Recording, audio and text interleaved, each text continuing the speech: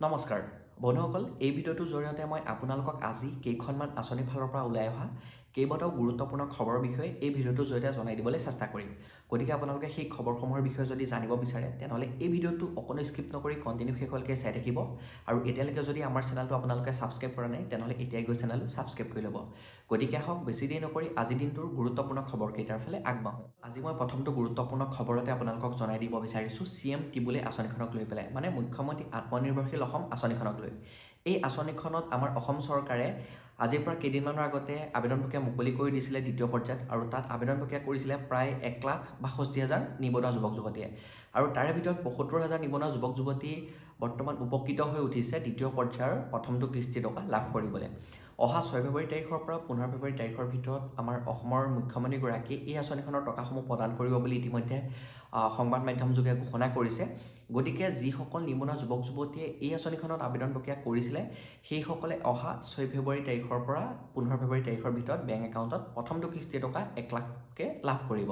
আৰু এই আঁচনিখনৰ টকা সেইসকলে লাভ কৰিব যিসকল নিবনুৱা যুৱক যুৱতীয়ে ইণ্টাৰভিউ প্ৰক্ৰিয়া দিয়া কামসমূহ কৰিছিলে, আৰু তেওঁলোকৰ তালৈ মেছেজ আহিছে যে তেওঁলোকৰ যি ইণ্টাৰভিউ সেইটো ছাকচেছ হৈ গৈছে, বা ডকুমেণ্ট ভেৰিফিকেশ্যন সকলোখিনি কাম ছাকচেছ হৈছে, বা তেওঁলোকৰ যি পইচা পাবলৈ উপযোগী হয় সেই যিটো মেছেজ হয় সেই মেছেজটো যিসকলৰ তালৈ আহিছে সেইসকলেহে দ্বিতীয় পৰ্যায়ৰ 1 লাখ টকাটো লাভ কৰিব। গতিকে আপোনালোকে আবেদন প্ৰক্ৰিয়া কৰিছিল নে নাই এই আঁচনিখনৰ ভিডিঅ'ৰ কমেণ্ট বক্সত এটা কমেণ্ট কৰি জনাই দিবলৈ নাপাহৰিব। আৰু আপোনালোকে যদি আবেদন প্ৰক্ৰিয়া কৰিছিলে তেনেহ'লে আপোনাৰ তালৈ মেছেজ আহিছে নাই সেইটোও জনাই দিব। গতিকে আপোনালোকে অহা 6 ফেব্ৰুৱাৰী তাৰিখৰ পৰা 15 ফেব্ৰুৱাৰী তাৰিখৰ ভিতৰত এই আঁচনিখনৰ টকাটো লাভ কৰিব। এতিয়া আগবাঢ়িছোঁ পিছৰটো গুৰুত্বপূৰ্ণ খবৰলৈ। এই খবৰটো আহিছে মুখ্যমন্ত্ৰী জীৱন প্ৰেৰণা আঁচনি আৰু মুখ্যমন্ত্ৰী জীৱন অনুপ্ৰেৰণা আঁচনিক লৈ পেলাই। এই দুইখন আঁচনিক লৈ পেলাই বৰ্তমান হিতাধিকাৰীসকলৰ মাজত কিছু খেলিমেলি সৃষ্টি হোৱা দেখিবলৈ পোৱা গৈছে। সাধাৰণতে এই দুইখন আঁচনি যিসকল ছাত্ৰ ছাত্ৰী এইবাৰ গ্ৰেজুৱেশ্যন কমপ্লিট কৰিছে, বা যিসকলে ইউনিভাৰ্চিটিত MA কৰি কমপ্লিট কৰিছে, বা যিসকলে গৱেষণা কমপ্লিট কৰিছে সেইসকল ছাত্ৰ ছাত্ৰীৰ বাবেহে। এতিয়া বহুতে ভাবিছে যে বাবু আঁচনিৰ লগত এই দুইখন আঁচনি একেই হয়। অকণো একেই নহয়, সম্পূৰ্ণ বেলেগ বেলেগ। বাবু আঁচনিও বেলেগ, জীৱন প্ৰেৰণাও বেলেগ, আৰু জীৱন অনুপ্ৰেৰণাও বেলেগ। এতিয়া জীৱন প্ৰেৰণা আঁচনিখন হ'ল যিসকল ছাত্ৰ ছাত্ৰীয়ে 2025 চনত গ্ৰেজুৱেশ্যন কমপ্লিট কৰিছে সেইসকলৰ বাবে, আৰু জীৱন অনুপ্ৰেৰণা আঁচনিখন হ'ল সেইসকলৰ বাবে যিসকলে MA কমপ্লিট কৰিছে, বা যিসকলে গৱেষণা কৰি আছিলে তেওঁলোকে কমপ্লিট কৰিছে সেইসকলৰ বাবে। এতিয়া যিসকল ছাত্ৰ ছাত্ৰীয়ে 2025 চনত গ্ৰেজুৱেশ্যন কমপ্লিট কৰিছে তেওঁলোকক অহা 10 ফেব্ৰুৱাৰী তাৰিখে এই আঁচনিখনৰ অধীনত যিটো এককালীনভাৱে সাহাৰ্য হয় সেইটো প্ৰদান কৰিবলৈ গৈ আছে। আৰু 11 ফেব্ৰুৱাৰী তাৰিখে যিসকল ছাত্ৰ ছাত্ৰীয়ে এইবাৰ MA কমপ্লিট কৰিছে, বা গৱেষণা কমপ্লিট কৰিছে, PhD কমপ্লিট কৰিছে সেইসকল ছাত্ৰ ছাত্ৰীক জীৱন অনুপ্ৰেৰণা আঁচনিখনৰ অধীনত যিটো এককালীনভাৱে সাহাৰ্য হয় সেইটো প্ৰদান কৰিবলৈ গৈ আছে। 2024 চনত বা 23 চনত পাছ কৰা কিন্তু ছাত্ৰ ছাত্ৰীসকলে এই আঁচনিখনৰ টকা লাভ নকৰে। 2025 চনত পাছ কৰা ছাত্ৰ ছাত্ৰীসকলেহে এই আঁচনিখনৰ টকা লাভ কৰিব। গতিকে তোমালোকে বা আপোনাৰ ল'ৰাটোৱে বা ছোৱালীজনীয়ে পাছ কৰিছিল নে নাই, বা এই আঁচনিখনত আবেদন প্ৰক্ৰিয়া কৰিছে নে নাই কমেণ্ট এটা কৰি জনাই দিবলৈ নাপাহৰিব। এতিয়া আগবাঢ়িছোঁ বন্ধুসকল ইয়াৰ পিছৰটো গুৰুত্বপূৰ্ণ খবৰলৈ। এই খবৰটো আহিছে অৰুণোদয় আঁচনিখনক লৈ, এটা খুবেই গুৰুত্বপূৰ্ণ খবৰ। বৰ্তমান অৰুণোদয় আঁচনিক লৈ পেলাই এটা নিউজ ওলাইছে যে EKYC কৰিব লাগিব বুলি। বহুতো হিতাধিকাৰীয়ে আগৰ ভিডিঅ'সমূহৰ তলত কমেণ্ট কৰিছে, বহুতে মোক সুধি আছে। এতিয়া বন্ধুসকল মই আপোনালোকক জনাই দিওঁ, মোৰ ওচৰত যিটো খবৰ আছে তাৰ ভিত্তিত মই জনাই দিছোঁ। এতিয়ালৈকে একো ধৰণৰ EKYC লৈ পেলাই অফিচিয়েলি আপডেট অহা নাই যে EKYC কৰিব লাগিব, তেতিয়াহে আপোনালোকে 8,000 টকাটো লাভ কৰিব বুলি। বৰ্তমান উৰা বাতৰি ওলাই গৈছে যে EKYC কৰিলেহে অহা 20 ফেব্ৰুৱাৰী তাৰিখে 8,000 টকাটো সোমাব। এতিয়া যদি আপোনাক গাঁও পঞ্চায়তৰ পৰা বা ব্লকৰ পৰা যদি কৈছে তেনেহ'লে আপুনি যিসমূহ কাম কৰিব লাগে সেইসমূহ কৰি ল'ব। কিন্তু চাব, বহুতে বৰ্তমান এইটো এটা সুযোগ লৈছে যে 8,000 টকা দিব, তাৰ আগত EKYC কামৰ এনেকুৱা উৰা বাতৰি এটা ওলাই দিওঁ, আৰু হিতাধিকাৰীসকলৰ পৰা 100 টকা বা 200 টকা এটা লৈ লওঁ। বহুতে এইটো এটা কাম কৰি আছে, স্কেম এটা। গতিকে আপোনালোকে সেই স্কেমৰ কবলত নপৰিব। আপোনালোকে ভালদৰে চালি জাৰি চাই ল'ব। যদি পঞ্চায়ত বা ব্লকৰ পৰা যদি কৈছে তেনেহ'লে পইচা নিদিয়াকৈ EKYC কামসমূহ কৰি ল'ব। আৰু যিটো মোৰ ওচৰত খবৰ আছে তাৰ ভিত্তিত মই আপোনালোকক কৈছোঁ যে EKYC সেইসকলেহে কৰিব লাগিব যিসকলৰ বেংক একাউণ্টটো আধাৰ কাৰ্ডৰ সৈতে লিংক হৈ থকা নাই, বা যিসকলৰ এটা এক্টিভ মোবাইল নাম্বাৰ আধাৰ কাৰ্ডৰ সৈতে লিংক হৈ থকা নাই, বা যিসকলৰ এটা এক্টিভ মোবাইল নাম্বাৰ যি অৰুণোদয় হয় তাত লিংক হৈ থকা নাই। গতিকে আপোনাৰ যদি বেংক একাউণ্ট আধাৰ কাৰ্ডৰ সৈতে লিংক হৈ থকা নাই তেনেহ'লে বেংকত গৈ KYC কৰক। যদি আপোনাৰ মোবাইল নাম্বাৰটো লিংক হৈ থকা নাই অৰুণোদয়ৰ লগত, তেনেহ'লে আপোনালোকে অৰুণোদয় যি DC অফিচত হেল্প চেণ্টাৰ আছে তাত গৈ পেলাই আপোনালোকে লিংক কৰা কামসমূহ কৰিব পাৰিব। আৰু এতিয়ালৈকে যিটো উৰা বাতৰি ওলাইছে সেইটোৰ ওপৰত আপোনালোকে ভুল নাযাব। আপুনি যদি ইয়াৰ ওপৰত আৰু কিবা অধিক ডিটেইলছত জানিব বিচাৰে DC অফিচত থকা অৰুণোদয় কেন্দ্ৰত যাব পাৰে, নহ'লে পঞ্চায়ত বা ব্লকত গৈ পেলাই আপোনালোকে সকলোখিনি সুধি কৰি পেলাই কামসমূহ কৰিব পাৰে। আৰু অৰুণোদয় টকা লাভ কৰিবলৈ হ'লে এখন ৰেচন কাৰ্ডত মাত্ৰ এগৰাকী হিতাধিকাৰীহে নাম থাকিব লাগিব। সেই কাৰণে বহুতো বৰ্তমান পুৰণা হিতাধিকাৰীৰ নাম বাদ পৰি গৈছে। আগতে ৰেচন কাৰ্ডত নাম থকা 2-3 গৰাকী মহিলা পাই আছিলে, কিন্তু এতিয়া এখন ঘৰত এখন ৰেচন কাৰ্ডত এগৰাকী হিতাধিকাৰীহে এই আঁচনিখনৰ টকা পোৱা দেখিবলৈ পোৱা গৈছে। গতিকে আপোনাৰ যদি নাম ৰেচন কাৰ্ডত আছে, আপুনি যদি অৰুণোদয় আঁচনিত আগতে পইচা পাইছিলে, তেনেহ'লে নিশ্চিন্ত মনে থাকক, অহা 20 ফেব্ৰুৱাৰী তাৰিখে 8,000 টকা আপোনাৰ বেংক একাউণ্টত সোমাই যাব। আৰু ইলেকশ্যনৰ কাৰণে 3 মাহৰ টকা আগতীয়াকৈ দিব। বহুতে ইয়াৰ বিষয়েও জানিব বিচাৰিছিল যে 8,000 টকাকৈ দি যাব নেকি প্ৰত্যেক মাহে। তেনেকুৱা নহয়, ইলেকশ্যনৰ কাৰণে পইচা যিহেতু দিব নোৱাৰিব, তাৰ কাৰণে একেলগে আগতীয়াকৈ দিব।